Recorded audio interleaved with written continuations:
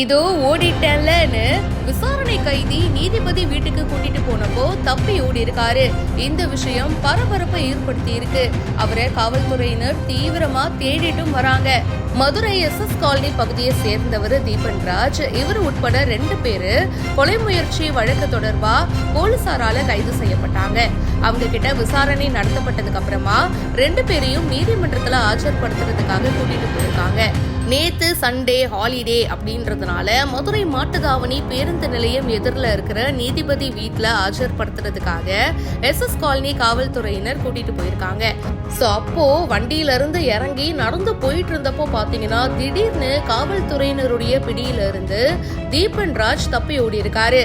நான் தான் ஓடிட்டேன்ல அப்படின்னு அவர் ஒரு பக்கம் ஓட, இன்னொரு பக்கம் காவல்துறையினர் பாத்தீங்கன்னா இந்த மாதிரி எல்லாம் ஓடக்கூடாது நில்லு அப்படின்னு சொல்லிட்டு சினிமால வரும்ல அதே மாதிரி ஒரு சேசிங் சம்பவமே நடந்திருக்குங்க. போலீஸ்காரங்க விரட்டிட்டு தான் போயிருக்காங்க. ஆனா அந்த பகுதியில காடு போன்ற பகுதிக்குள்ள குதிச்சு தப்பி ஓடி இருக்காரு.